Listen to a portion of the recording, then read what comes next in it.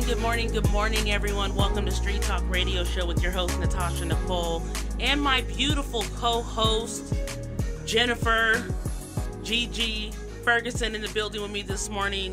Good morning, everyone. We're so happy to have you here this morning. We have truly a special guest coming into the house. And hopefully we have some of our Twitter people online as we bring on ex-professional football player, played with multiple teams and has been doing a lot with health since he quit playing. And I want him to tell you, because his list of what he's been doing is so extensive. Do we have Mr. Jamie Dukes on the line? I am here. How are you ladies today? Doing well. Doing wonderfully well, and really excited to have you on this morning. Thank you for having me. Mr. Dukes, can you please, first of all, give people who don't know who you are just a quick, brief history on who you are? Brief history is that I am a retired NFL player. Played in the National Football League for 10 years, 8 with the Atlanta Falcons, 1 with the Green Bay Packers, 1 with the Arizona Cardinals. Back in the 90s, I retired, so I'm an old man. And so you know how life is you go from station to station. And so for me, football was one chapter in my life, and then you had the next chapter, which became, now I have to be a real adult. And so what we've been doing over the years is I've worked in television and radio for the last 20 years. I was on the NFL Network as a broadcast for the last 10 prior to last season. And so I've been just kind of doing work, working in the community. We have a foundation called the Put Up Your Dukes Foundation. And through that foundation and through those relationships, it spawned what is the prevention solution to the opioid epidemic. So I want you to we're going to talk about the opiate epidemic a lot more here, but I noticed when I pulled up your name on Wikipedia that you're not just into the pain medicines for the opiate epidemic, but it looks like you've been doing a lot of work in the medical industry in helping people to get well. Well, it all started, to your point. We have a foundation called the Put Me Dukes Foundation, as I mentioned. One of the things that we did in retirement, so I've had, it's more than that now, but as of 2008, I've had probably 7 teammates, and I'm talking about guys that I actually shared a locker room with, that actually died from what I call the diseases of excess weight, type 2 diabetes, heart disease, various chronic diseases. Reggie White, played with him in Green Bay. He passed away from sleep apnea. Many of you know him as the Minister of Defense.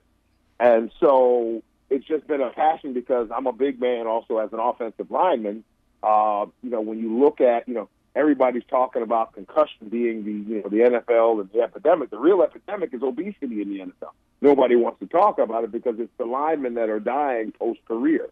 But that being said, so through that, one of my board of directors members, a gentleman by the name of Dr. Jared Huey, he is an anesthesiologist by trade. And so we were having dinner one night, and he mentioned that what he was going to be doing was getting into a new area in his practice, and that was treating severe depression, what they call refractory depression.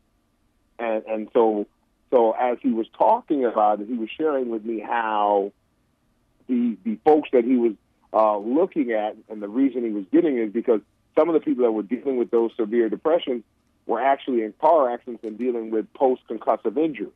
And that's really kind of what got my attention because of, as you know, what's going on in the National Football League and in high schools and colleges all across America.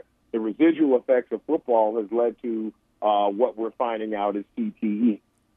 So long story short, we developed a treatment for concussions and didn't have a lot of success getting traction with folks willing to help us develop it, do the research, all of those things, including taking it to the NFL.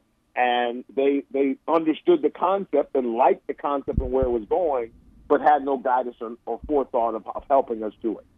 So in addition to answer your question in a very long way, what we have is we have various different, we built technology to attack chronic disease. So we've been doing this for over 3 years now, working on perfecting this technology and now introducing our treatments and therapy, starting with pain, which if you have insurance, you can get our non-opioid, non-steroid, non-addictive, and 97% all-natural drug. But to get back on point is that we have a cancer drug, kidney disease drug. We have a sickle cell crisis infusion. We have what we call PTSD treatment, a CTE treatment. We have a multitude of different therapies and treatments that need to be researched. We know they work because we're utilizing them, but there is a formalized process and a very expensive process that you have to go through in your research. And that's kind of what we're doing now. Pain was the first one that we did because of the opioid epidemic. Yes. Because it's simple as this. And everybody, I said a lot, but remember this one thing about pain. We'll talk more about it. Is if you take a sip of our drug, if you take a sip of water, there's no chance of you getting hooked on an opioid. If you had a broken arm in a car accident, some kind of injury, and you're given our treatment in lieu of an opiate, there's a 0% chance you're going to get hooked on an opioid. Yes. That is all being said. That then comes to where we're going to talk about. Yes. Because when you and I spoke on the phone, I think one of my first questions to you is, are you dealing with Big Pharma? Because I don't want Big Pharma. And I loved your answer. Will you give that answer? Well, Big Pharma. I'm a lover, not a fighter. Hate to be so simple as that. I believe that people do what they have to do for whatever reasons, and they do the best they can do. But at the same time, there is also an economic piece of this equation. Yes. What I look at with pharma in general is just, I do not believe that anybody would intentionally give someone a drug that they knew was harmful. Because here's what I've always said about opioids, first of all. There is a need and a place for opioids. The problem is that 70% of the people who were being prescribed the opioid didn't need the opioid. But they did need something stronger than a Tylenol. All right. So what we have is, I call them mud balls. Mud ball means that there's no right answer. This, to me, is a mud ball situation because I know the people who are in pain need something stronger than a Tylenol. I know it. I see it. Data shows it. At the same time, there is powerful addictive properties to these drugs. So, it's just one of those things where, I'm not here to choose a side. I'm here to say what we're doing with our technology represents a solution as an alternative. And then what we're offering, again, is we're supplanting an unhealthy drug with a healthy drug. And that's really what this is about. That is awesome. And I believe I saw 97% of what you're offering is natural. Yes. And so let me talk about how that works. So what we are doing at our core is, first of all, the greatest healing machine ever created is the human body. Yes. But the soil no longer will produce what we need from the standpoint of the appropriate micronutrients and trace vitamins, if you will. Yes. Soil no longer can produce it. Just can't produce it. So therefore, that doesn't change the fact that the body needs said micronutrients, trace minerals. So our technology simply does is that we basically utilize the bloodstream to put into the body the things that it needs, number one, to attack inflammation. So if we can attack the inflammation, get the inflammation out, now the body is not in sees or fly, as Dr. Eric Naputi would call it, in flight mode. Because most of our bodies, believe it or not, operate. You may not be in flight mode because y'all out west. I'm in Georgia right now. You guys out west, you guys flow a whole lot smoother. But still, your bodies are in flight mode. Yes. So by attacking the inflammation, we take it out. Then we add that 2.7%, actually is what the number is. We add that 2.7%, which is a synthetic drug in its pure form, in a microscopic dosage. So therefore, you have a very safe and healthy drug. Because here is the problem, and here's what basically our technology represents, is ultimately people will see that we're going to eliminate the last 30 seconds of a lot of pharmaceutical companies' commercials. And that's where, Gigi, we were talking about the pharmaceutical industry, because I still fundamentally believe they're making the drug for the right reason. If somebody can show them how to make the drug safer, it's still their drug, and they're still going to make money. So I believe that they will make the pivot once the evidence, because that's what this is all about, once the evidence and the research is presented to them, and that's what we're doing with what we're doing right now. What we have, and we've done it 3 times, is to show the marketplace we have the technology to make a lot of drugs safe. Okay. So how are you getting this distributed? How are you getting this out to people? Right. How can normal people find out about this? Well, first of all, you can go to proiv.net, and you can actually go ahead and order the service and order the treatment. If you have the medical necessity, you have insurance. Our products are covered from Aetna to United Healthcare. So if you have insurance, all you got to do is go to proiv.net, and you can begin your journey.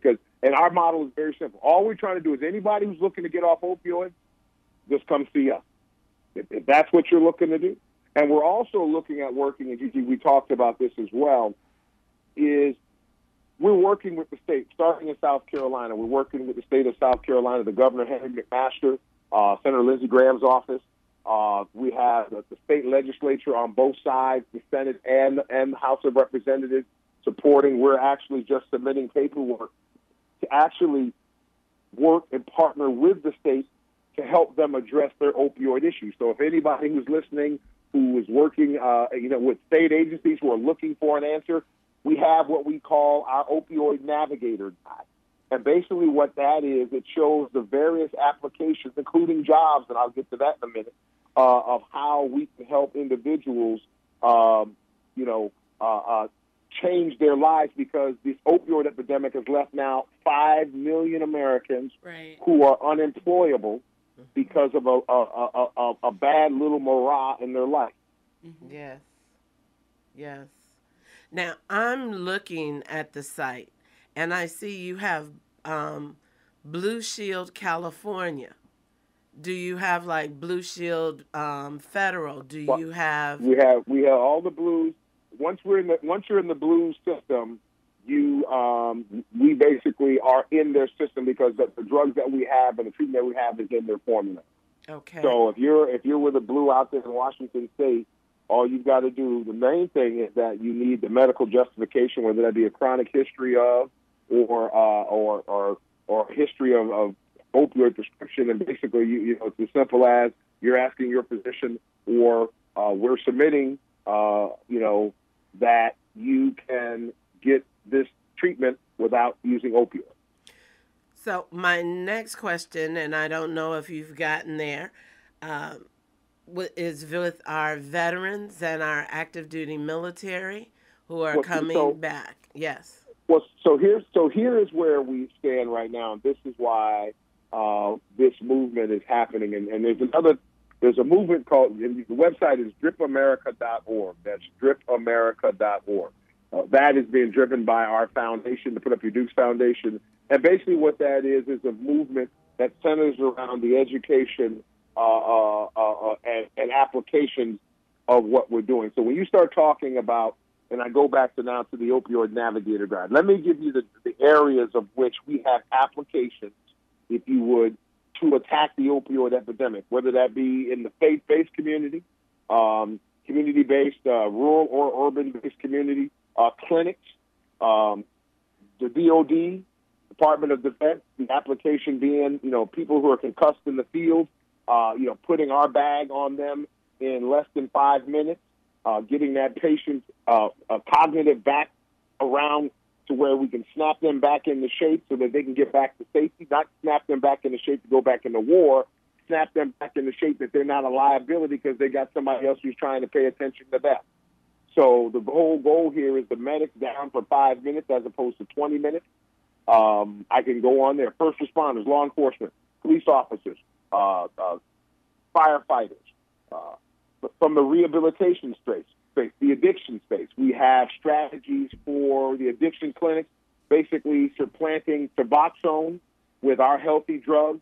For those of you who know about the methadone or Suboxone clinics, we have a treatment that would address that. And the key one I mentioned earlier was jobs.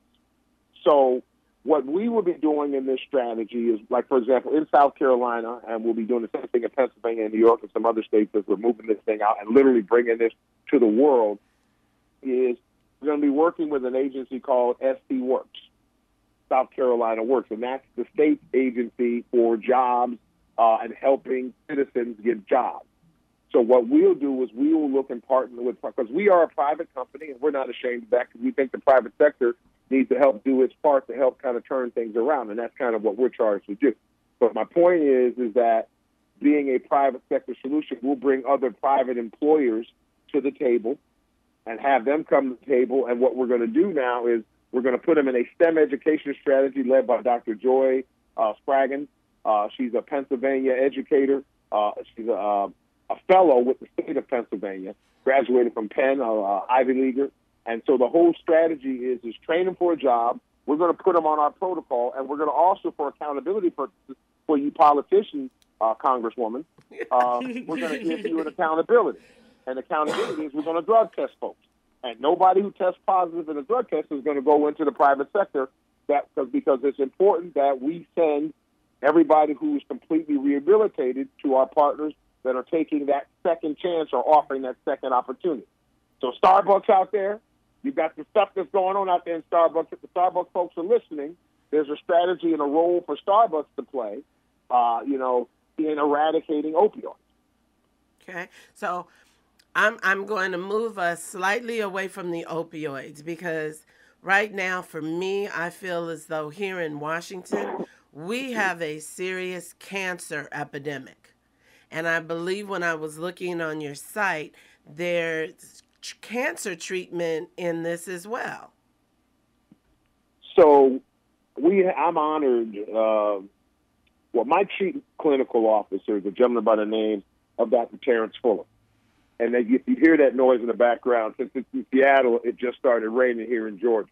So I'm sitting outside enjoying a lovely day. I call into Seattle. Now I have rain.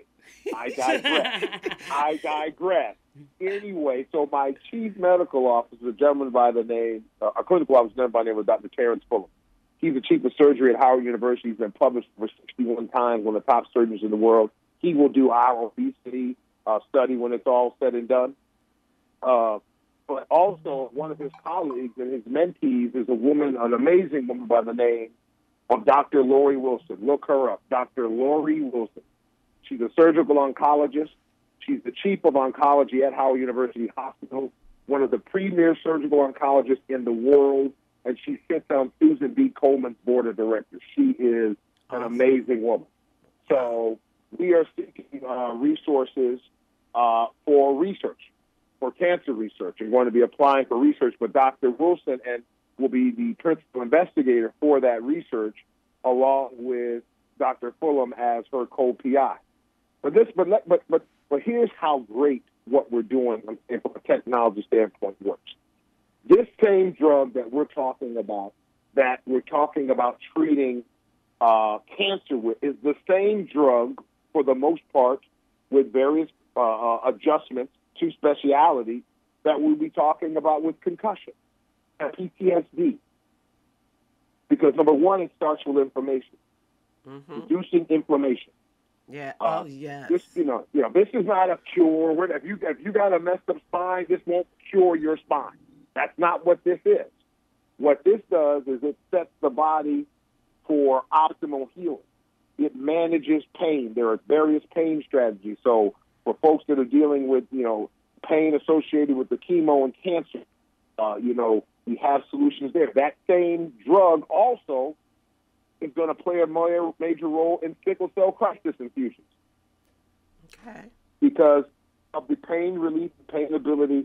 So my point is that all of these things are interwoven, and there's so much that we've got to research, but we know that this stuff works.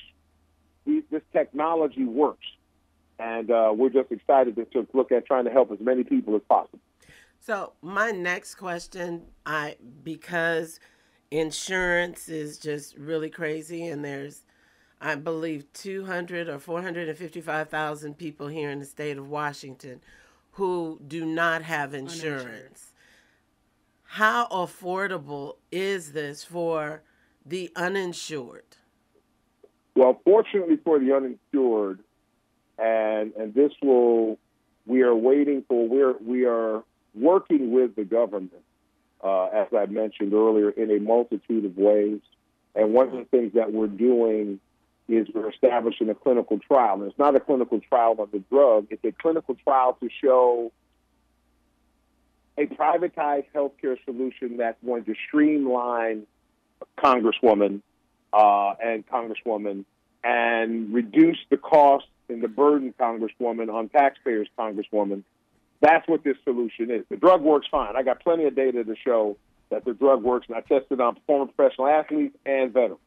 So that is not what we're doing. I say that to say that in this clinical trial, we will be able to treat anyone who has a medical necessity for the next 2 to 5 years. I can't speak to what happens after the next 2 to 5 years, but tomorrow sounds pretty good to me. Tomorrow sounds pretty good to me. And okay, so let me say it. Let me say this one little caveat, though. So we still are waiting on, and I'll be candid, what we call an IRB, which has been approved, but we're waiting on them to prepare, which is it's an independent review board that looks at what we're doing and what we say we're going to do and says, yes, that makes sense. It's worth investigating. So that is the one little piece that we're waiting on. Once we get that, we can go ahead and do our submittal. So I'm hoping in the next 30 days, we would be able to do just that. And so, as I mentioned before, so we will be putting, because of the epidemic, we are going to, if you don't mind the phrase, flood the landscape with access to what we have, from whether it be a doctor's office, to a veteran center, to churches, as I mentioned earlier, to HUD facilities. Ben Carson, who is over HUD, has envisioned center strategies, and that's what he wants to do. Well, our solution is exactly what he needs and what he's looking for, and that's why we have pilots that are set up with the Housing Authority in South Carolina to prove our proof of concept. Again, keeping people, the underinsured, the folks that you're talking about, bringing medicine to them, helping get them healthier, reducing the cost. Congresswoman, is the Congresswoman on the phone? Yes, the Congresswoman's on the phone. Reducing the cost of health care to the Congresswoman so that people won't be utilizing the emergency room because they got a cold. Okay. So we are the Congresswoman's friend to help show, because here's the last thing I'll say on this, and just think of it this way.